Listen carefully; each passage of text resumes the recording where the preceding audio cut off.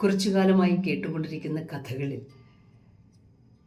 ഏറ്റവും വേദനാജനകവും ഹീൽ ചെയ്യാൻ വളരെ പ്രയാസം ഉള്ളതും ദീർഘകാലം ഒരാളെ ബേൺ ചെയ്തുകൊണ്ടിരിക്കുന്നതുമായിട്ടുള്ള ഒരു വേദന, അത് സ്ത്രീകളെക്കുറിച്ചാണ്.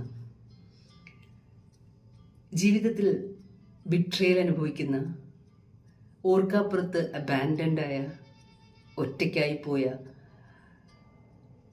ഒരു രക്ഷകനെ മനസ്സ് തിരഞ്ഞുകൊണ്ടിരിക്കുന്ന, അതുവരെ ഡിപ്പെൻഡൻ്റായി ജീവിച്ച ഒരു ജീവിതത്തിൽ പെട്ടെന്നൊരു സ്വതന്ത്ര ചിന്താഗതിയിലേക്ക് എത്താൻ പറ്റാത്ത സ്ത്രീകൾ ഒരു അറ്റൻഷൻ കിട്ടുന്ന രീതിയിൽ വിവാഹിതരായ പുരുഷന്മാരുടെ സ്നേഹത്തിൽ കുടുങ്ങിപ്പോകാറുണ്ട്.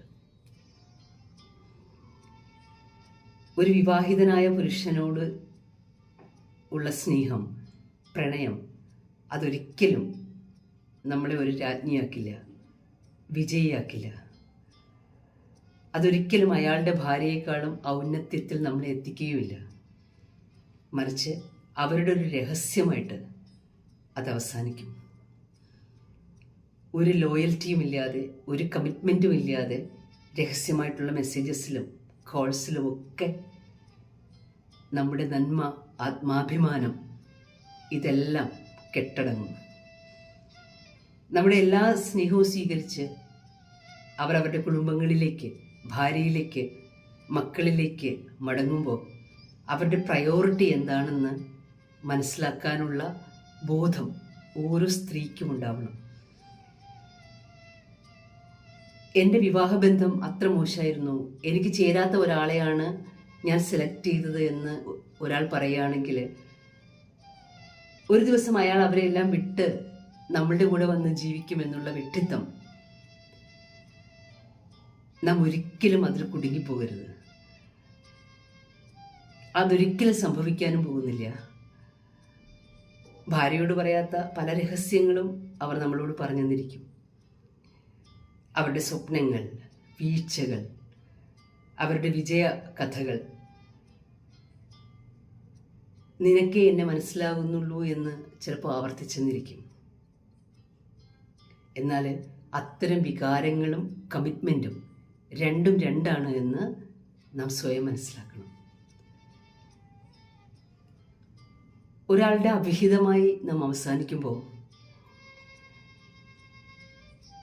നമ്മളോട് ലോയൽറ്റി കാണിക്കാൻ പറ്റുന്ന, നമ്മുടെ റിലേഷൻഷിപ്പിനെ റെസ്പെക്റ്റോടുകൂടി പബ്ലിക്കായി സെലിബ്രേറ്റ് ചെയ്യാൻ ചങ്കൂറ്റമുള്ള സ്നേഹബന്ധങ്ങളെ നാം നഷ്ടപ്പെടുത്തുക കൂടിയാണ് ചെയ്യുന്നത്. അവിടെ ആത്മാഭിമാനമുള്ള ഒരു സ്ത്രീക്കും വേറൊരു സ്ത്രീയുടെ, വേറൊരാൾക്ക് സ്വന്തമായിട്ടുള്ള ഒരാളിനെ തട്ടിയെടുക്കാൻ കഴിയില്ല. അത്തരം ബന്ധങ്ങൾ വളരെ പെട്ടെന്ന് അവസാനിക്കുമ്പോൾ വളരെ അസൂയയും വളരെയധികം മാനസിക സമ്മർദ്ദവും ടെൻഷനും, നമുക്കൊട്ടും അവൈലബിൾ അല്ലാത്ത, എവിടെയും ഒരാളുടെ മുന്നിലും തുറന്നു കാണിക്കാൻ പറ്റാത്ത ഒരു ഭാരത്തെ പേറി നമ്മുടെ ജീവിതത്തിൻ്റെ പ്രകാശമണയും.